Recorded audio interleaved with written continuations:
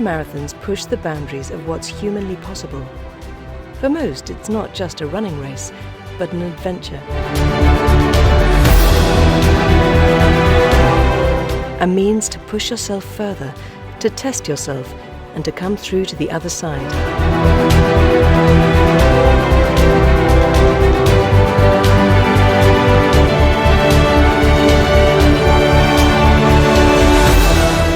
And it's only fitting that the toughest of ultramarathon races takes place in the land of fire and ice.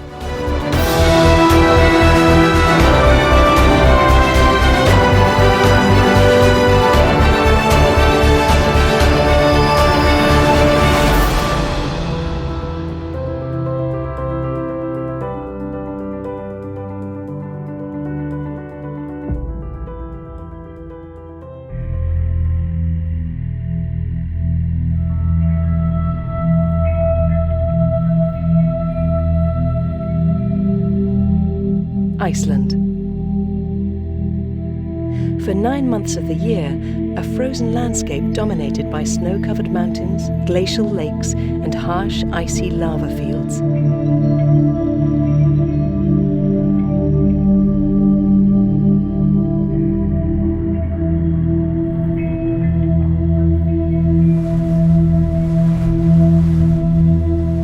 But for the brief summer months, the landscape is transformed.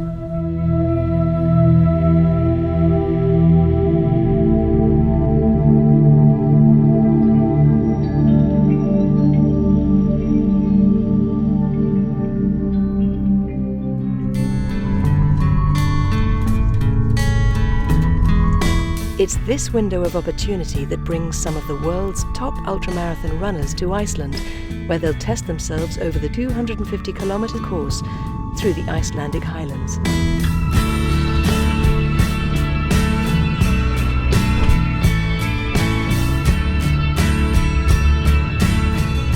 Iceland is located on the mid-Atlantic ridge, which makes it one of the most tectonically active places in the world.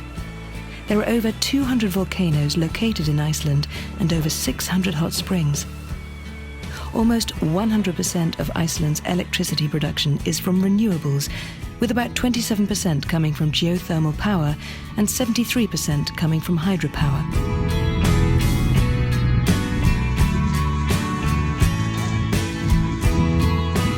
Camp 1. Each runner is allocated a numbered tent, which they will share with 5 others for the duration of the event. Lifelong friendships are often forged with tent mates, and it goes without saying that they provide welcome support for each other at the end of a long day's racing. We supply the tent and we supply cold and hot water. That's it. And we supply the support in terms of vehicles, logistics. But each person is expected to carry all their own food, nutrition, clothing, sleeping bags, survival equipment, and they must carry everything they need. If they don't take it, they haven't got it.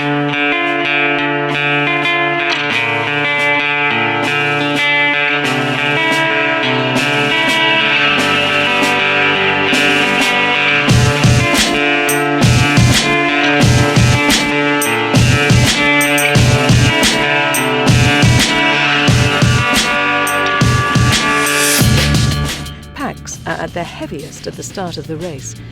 Carrying enough food for the 6-day event means that many will be loaded down with over 10 kilograms on their backs. Despite the often unforgiving surface and heavy packs, most of the runners will manage to complete the 6 days with only minor aches and blisters. Medical support is provided at checkpoints and at the end of each stage. I think the main issues was going to be overuse pain in the joints and tendons for many of the competitors, because they have to walk a very long distance. Blisters, obviously, all these things. Hypothermia, being cold, is very common, obviously, in these conditions. The thing that I worry most about is that somebody falls and breaks a limb or injures their head in bad weather conditions where we can't get a helicopter in, and that it's bad enough that they do need to go to hospital immediately. But these cases are luckily rare on events like this. Most people are quite healthy and have quite stress resistant. Oh, not easy. No. For US runner Danielle Fury, a fall at the start of the 70-kilometre stage in 2016 caused an know, injury really, that ultimately I proved to be a really think fractured it's like- tibia bone. Unaware of the seriousness of her injury, I just Danielle gotta walked start on the broken limb running for again. over 60 kilometres.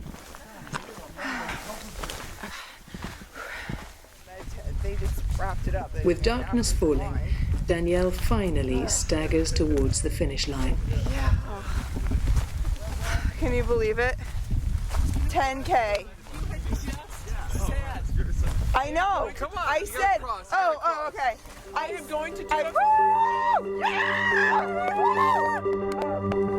I know. I just said to her, I'm like, I'm gonna fall today at some point, and like 2 seconds later, boom, down.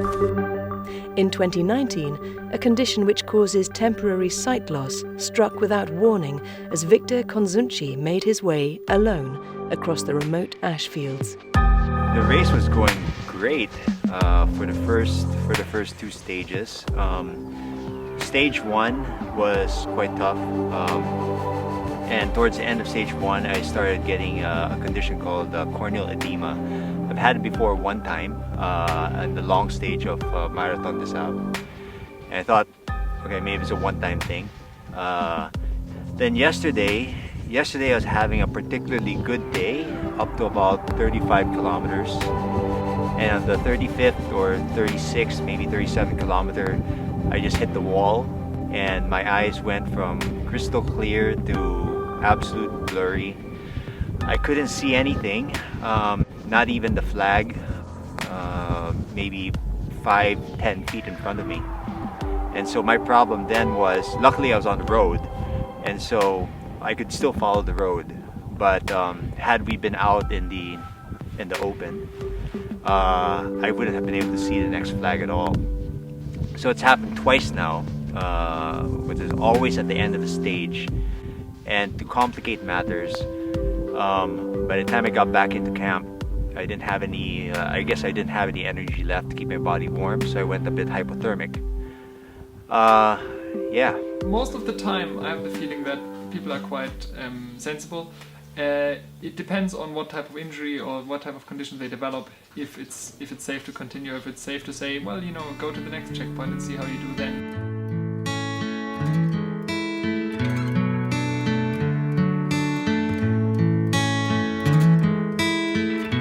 But it's not all about struggling to complete the distance and avoiding injury. Iceland is blessed with some stunning scenery, and the Fire+Ice Ultra takes its participants past some of the country's most iconic locations, including Europe's largest waterfalls.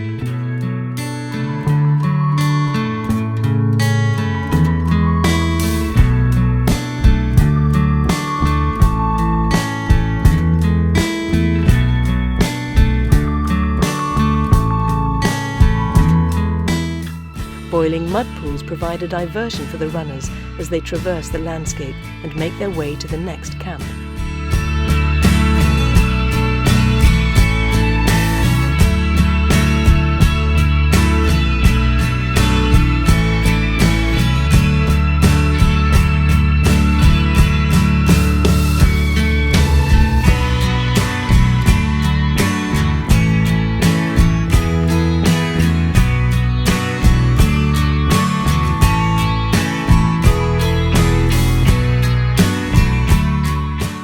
The scenery is, without doubt, one of the main draws that brings some of the world's top runners to compete in the Fire+Ice Ultra.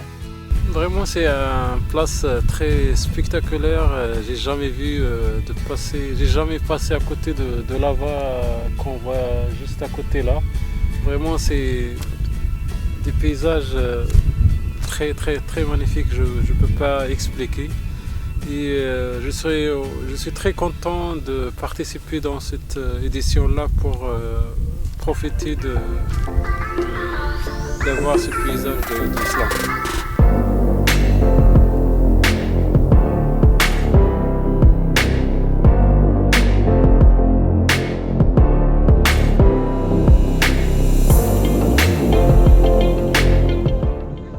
Most of the stages are in the region of 35 to 45 kilometres, and whether you walk, run, or adopt a combination of walking and running, the days can be long and arduous.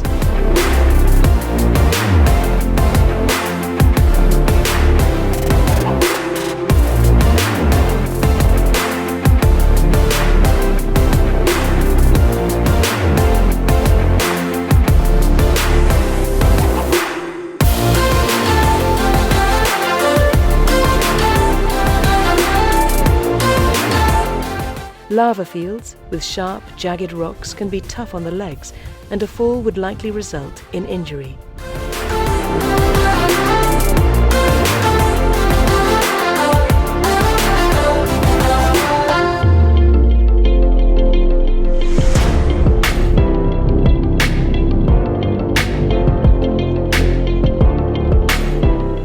However, the scenery often springs a surprise, and grey lava fields can give way to a strikingly green oasis and an opportunity to freshen up in icy meltwater.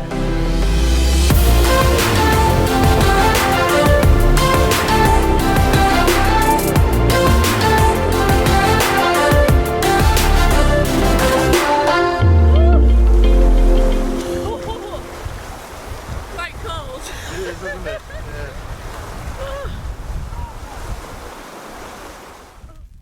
And whilst the runners are enjoying a quick dip, the race director is likely to be found out on the course at closed checkpoints, removing any trace of the day's activities.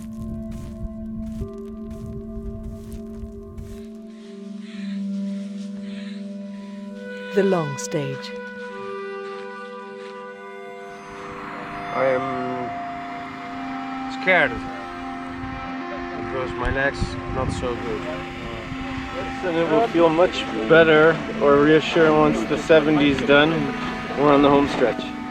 Back to what we know here now. Overcast, bit of rain, although at least no wind. So, yeah, actually good conditions to run 70k in. With up to 70 kilometres of running ahead of them, the endurance athletes have to dig deep and stay mentally tough if they hope to complete the distance.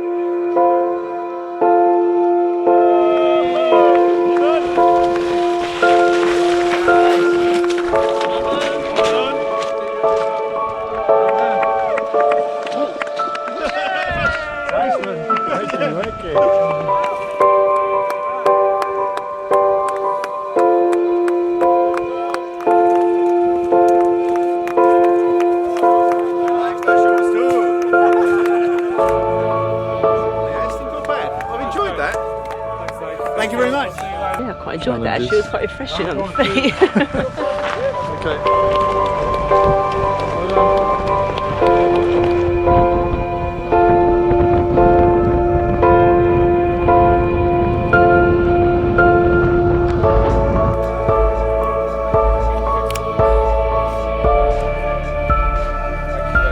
Thanks, guys.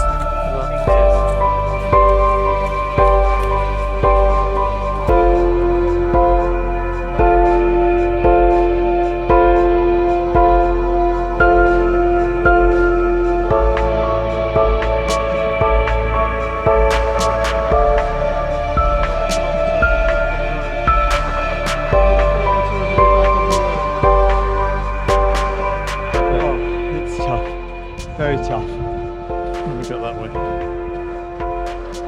Thank you. Okay. Good luck. Thank you very much.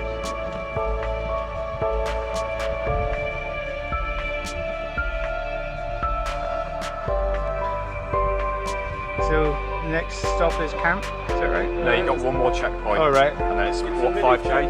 Just to make sure you come out of the wilderness. About 10k. Yeah, just Okay. short of 11. Great. It's more just to make sure we don't lose them. Thank you very much. See you later, guys. See you Okay, later. take care.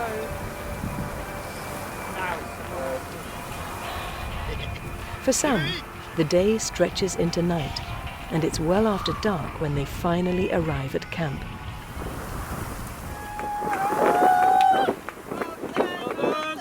Good evening. Boarding completed. You okay? Yeah. Good. Another 20k, yeah? No? 20k now. Well done. It's enough for today. Drop bag. Drop bag. Well done.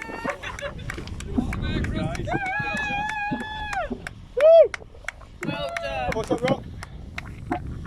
Yes. It was pretty hard, but you know, took advantage when the terrain was good and just kept running. glad to get a bit more rest in camp. It was rough. It was really rough. Like we had to dig really deep to finish. But it was awesome. And then let's go again. The long stage was long, and it was long and it was wet, but it's done, and I think I will say that I feel a bit better today than I expected. But I did expect to feel pretty terrible, to be honest. Not brilliant, but you know, no different to any other morning. We'll be alright when we get going.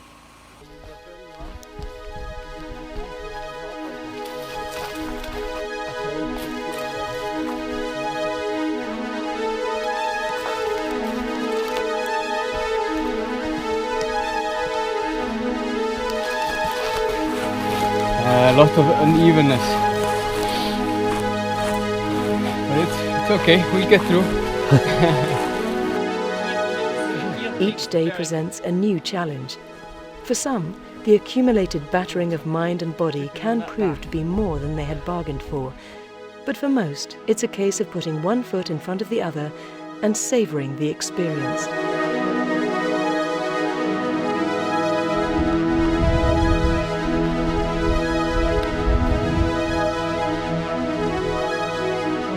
In 2017, the runners found themselves camped adjacent to the Maivak Baths.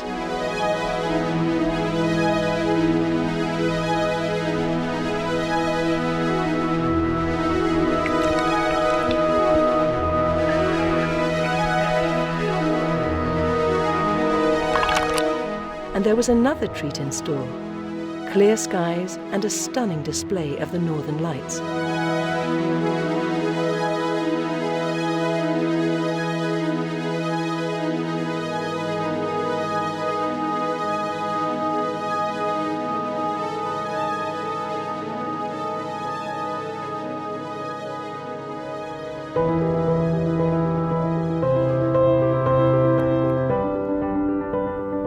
The race to the finish line.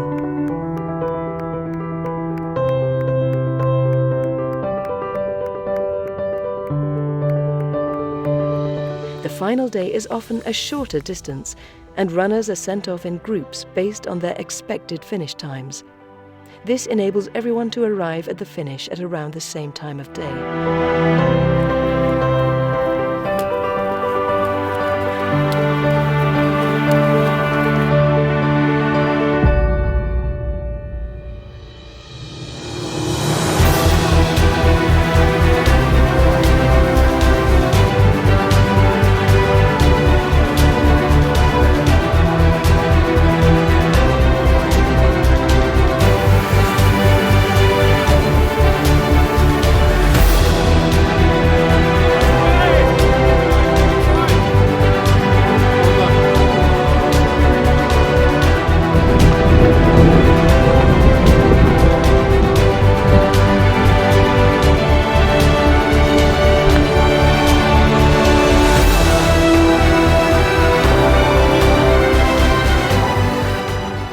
After 6 days and 250 kilometers of running, it's time to celebrate and enjoy the sense of accomplishing something that only those with the right mental fortitude can hope to achieve.